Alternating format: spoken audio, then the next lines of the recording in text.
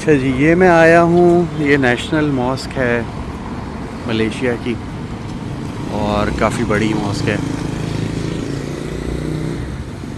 اچھا یہاں سے وہ دیکھیں، وہ ٹاور ہر دفعہ اس کی لائٹس ڈیلی کچھ نہ کچھ ڈفرینٹ ہوتا ہے. آج جو ہے وہ اس طرح سے ہے، کل بالکل بلو تھی. دوسرا ایک یہ ٹاور نظر آ رہا ہے. اچھا پھر یہ بھی اسلامک ریلیٹڈ بلڈنگ ہے، اور آگے جو ہے وہ اسلامک میوزیم ہے، آرٹ گیلری کیا میوزیم.